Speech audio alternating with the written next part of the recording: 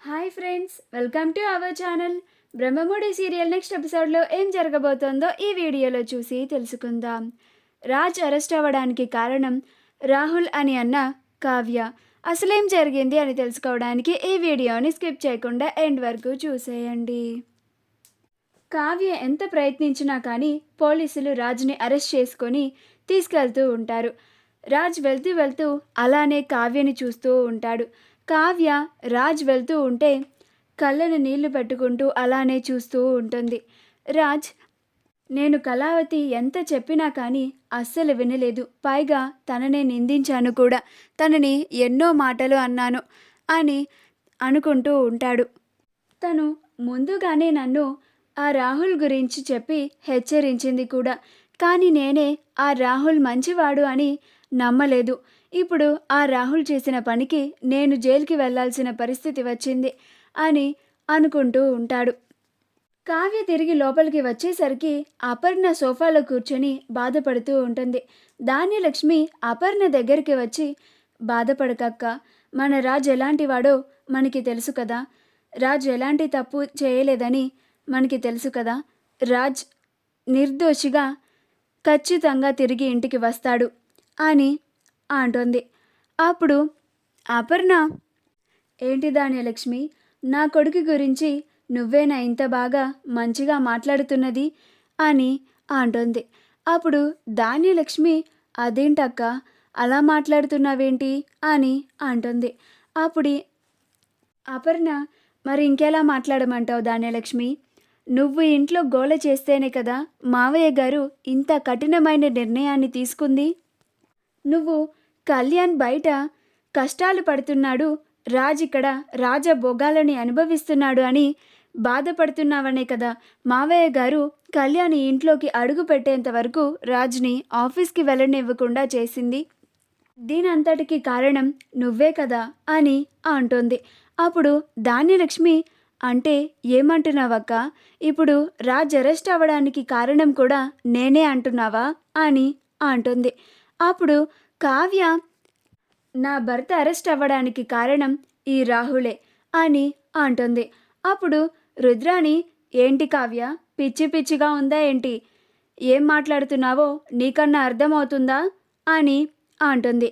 అప్పుడు స్వప్న, నా చెల్లేమి నీలాగా మోకాలలో బుర్రను పెట్టుకొని మాట్లాడదత్తా, ఉన్నది ఉన్నట్టుగానే మొహాన అంటుంది అని అంటుంది. అప్పుడు రాహుల్, స్వప్న అని అంటాడు. అప్పుడు కావ్య, ఏంటి రాహుల్, తప్పు చేసింది కాక పైగా మా అక్క పైన అరుస్తున్నావేంటి అని అంటుంది. అప్పుడు రుద్రాణి, రాహుల్ తప్పు చేశాడని నీ దగ్గరేమన్నా సాక్ష్యాలున్నాయా కావ్య అని అంటుంది. అప్పుడు కావ్య, నా దగ్గర సాక్ష్యాలు లేకపోవచ్చు. నేను నిన్న ఈ రాహుల్ చేస్తున్న ఇల్లీగల్ బిజినెస్ గురించి అందరి ముందు బయట పెట్టాను. కానీ లాస్ట్లో ఈ రాహుల్ సాక్ష్యాలను తారుమారు చేసి తప్పించుకున్నాడు. కానీ ఇప్పుడు మాత్రం అస్సలు వదిలిపెట్టను. నిన్న మా అక్కని నన్ను ఫూల్స్ చేసినంత సులువు కాదు ఈసారి నేను చాలా అప్రమత్తంగా ఉంటాను. సాక్ష్యాలతో సహా బయట పెట్టి నా భర్తని నిర్దోషిగా బయటికి తీసుకొచ్చుకుంటాను. అలాగే దోషులకి శిక్ష పడేలాగా చేస్తాను అని అంటుంది. అప్పుడు రుద్రాణి, సాక్ష్యాలను సేకరించి అప్పుడు రాహుల్ తప్పు చేశాడు అని నిరూపించు. అంతేకాని సాక్ష్యాలేమీ లేకుండా నా కొడుకు పైన ఇలా నిందలు వేయకు అని అంటుంది. అప్పుడు కావ్య, ఇవన్నీ నిందలు కాదు రుద్రాణి గారు, నిజాలు అని అంటుంది. అప్పుడు రాహుల్, నేను తప్పు చేయలేదు అని నేను మా అమ్మ ఇద్దరం చెప్తున్నా కానీ ఎందుకు కావ్య నా పైన అన్ని నిందలు వేస్తున్నావు అని అంటాడు. అప్పుడు స్వప్న, నటించకు రాహుల్, నువ్వు నిన్న కాల్లో మాట్లాడడం నా చెవులారా విన్నాను. ఆ ఫైల్ని నేను చదివాను కూడా. నిన్న అందరి ముందు సాక్ష్యాలని తారుమారు చేసి ఈరోజు ఇలా అమాయకుడిలాగా నటిస్తున్నావు. నిజాన్ని నిరూపించిన తరువాత అప్పుడు దోషి ఎవరైనా సరే శిక్ష పడి తీరుతుంది. నేను నీకు సపోర్టుగా ఉంటాను కావ్య అని అంటుంది. ఆ తరువాత కావ్య తన గదికి వెళ్ళిపోతుంది. కావ్య తన గదికి వెళ్ళగానే శృతికి కాల్ చేస్తుంది. శృతి కాల్ లిఫ్ట్ చేసి చెప్పండి మేడం అని అంటుంది. అప్పుడు కావ్య, శృతి నేను నీకు చెప్పిన పని ఎంతవరకు వచ్చింది అని అంటుంది.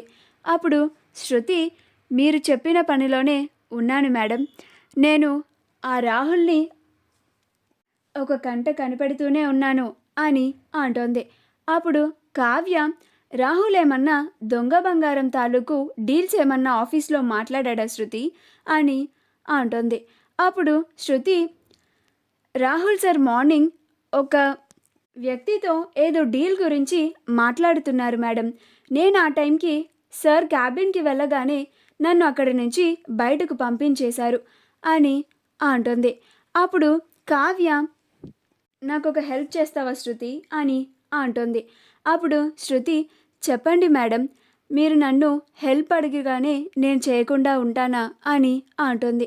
అప్పుడు కావ్య, ఒకసారి నువ్వు రాహుల్ క్యాబిన్ దగ్గరికి వెళ్ళి అక్కడ ఏమన్నా ఫైల్స్ దొరుకుతాయేమో చెక్ చేసి నాకు వెంటనే ఫార్వర్డ్ చేయి శృతి అని అంటుంది. అప్పుడు శృతి వెంటనే రాహుల్ క్యాబిన్కి వెళ్ళి అక్కడ ఫైల్స్ అన్నీ చెక్ చేస్తూ ఉంటుంది.